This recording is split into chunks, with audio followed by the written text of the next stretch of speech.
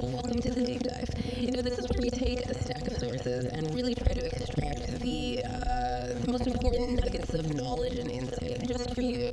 Today, well, we're plunging into a world you might not think about too often, but one that has a surprisingly massive global footprint. We're talking about the manufacturing of lipstick. Now, when we say lipstick molding machines, we're not just talking about some simple pouring thing. No, this is highly specialized equipment. It melts, mixes, and precisely molds the lipstick formula. That solid bullet shape into its perfect form, ready for packaging. It's way more intricate than just filling a tube. And our mission today is to unpack the growth story, the region.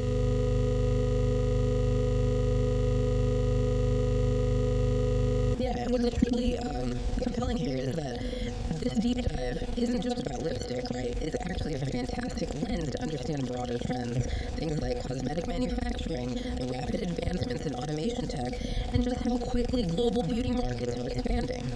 When you look at the bigger picture, these machines are, well, they're essential pieces in the puzzle of how so many everyday products get made on this massive global scale. Okay, so let's unpack that overall market picture then. This global lipstick molding machine market. It's shown really steady, actually quite robust growth over the years, probably like far more than you'd imagine for such a specific product. Our sources reveal that this market valued.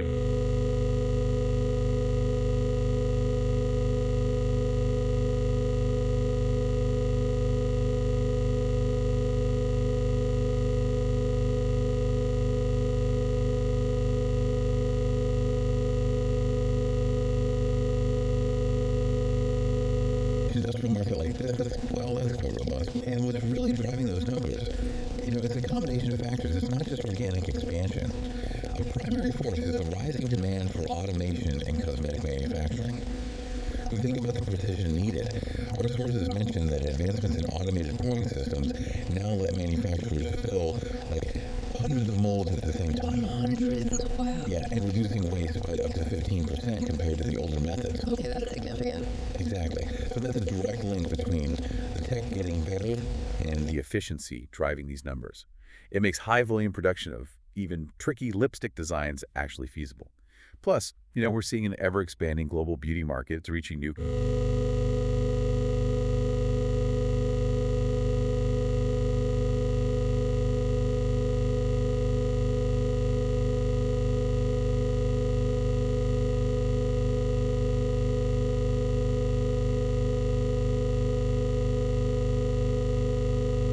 Well, if we look at the geographic heart of it all, Asia Pacific has clearly become the undeniable powerhouse. It really dominates the market with strong expansion. It shows the highest regional CGR, nearly 5.9%. Almost 6%. Yeah. The market in APAC has grown from around $21.5 million in 2021 to a projected $42.6 million by 2033. That's a significant leap. That is quite a jump. So what's really driving that faster growth in Asia Pacific? Is it just the sheer scale of the market? Or something more fundamental happening there. Because our sources do highlight China leading the pack within APAC, projected to reach over $13.5 million by 2033, up from about 6.7.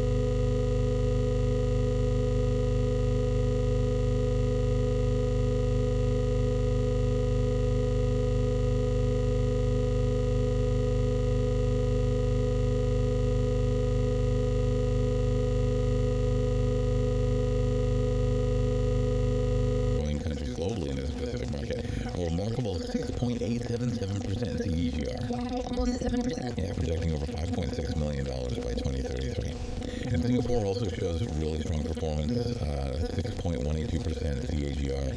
Even Japan, which you might think of as a more mature market, holds a significant size, over $6.3 million projected by 2033. It really shows, the pervasive influence of beauty trends and also that drive for localized production. Okay, interesting.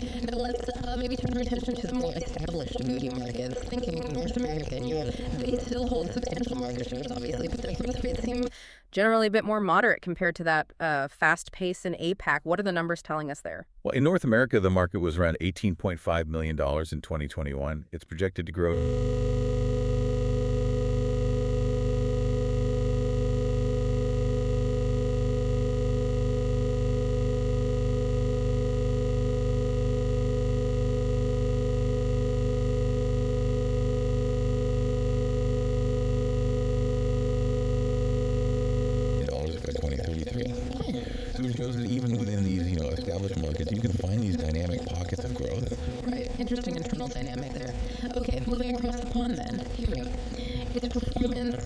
shows steady growth, right?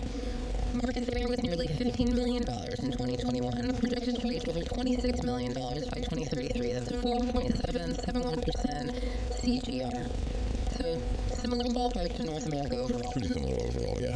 How does the growth compare across different European countries? Is it pretty uniform, or are there, big differences? Well, it's definitely not uniform. Germany actually shows one of the strongest Performances in Europe, a 5.5% CAGR. Higher than the regional average, then. Exactly.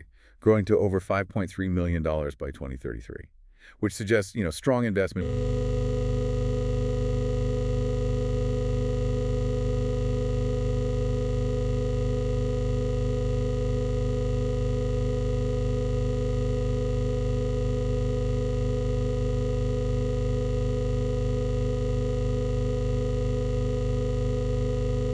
in those specific places. Gotcha. So it's not just the big players, the dominant and established markets contributing to this growth story. What's happening in other parts of the world, like the emerging and developing markets? Are they catching up, or are they charting their own course in this beauty automation race? Well, they're definitely significant contributors to the overall market expansion. You can't ignore them. South America, for instance, is projected to reach over $8.5 million by 2033. That's with a healthy 5.445% CAGR. Pretty strong. Yeah. The Middle East is Set to reach almost $5.5 million by 2033 with a 5.391% CAGR. And Africa is projected for nearly $4.5 million by 2033 at a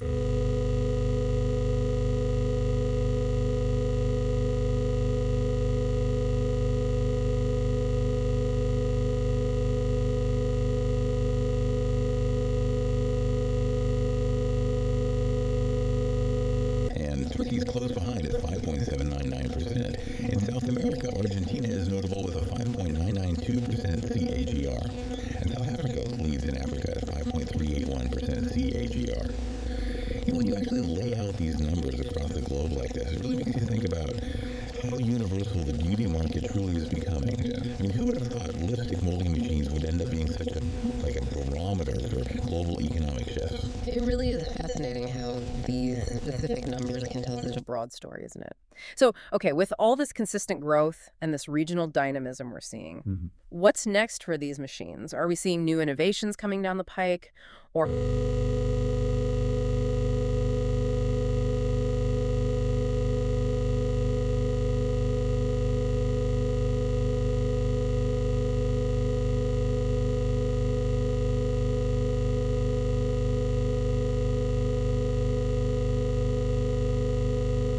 There's also a growing trend towards customization, but at scale. customization? How would that work?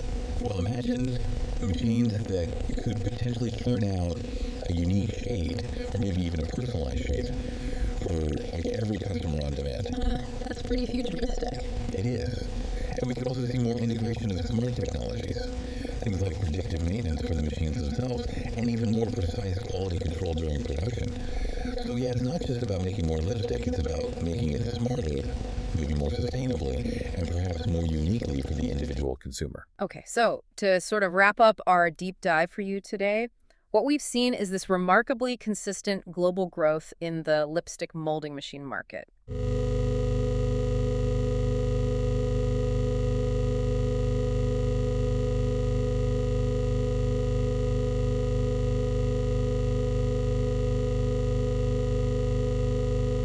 There's significant and actually quite nuanced expansion happening across all regions, from the established markets like North America and Europe, right through to the rapidly emerging economies in South America, the Middle East, and Africa.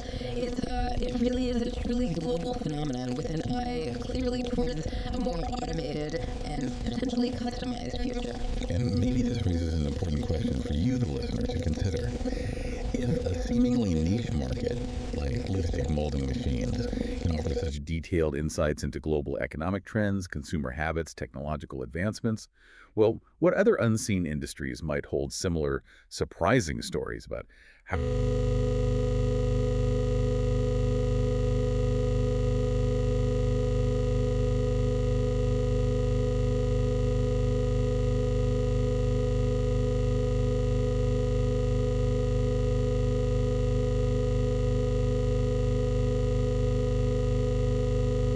with a whole new appreciation for the global forces that bring it to life.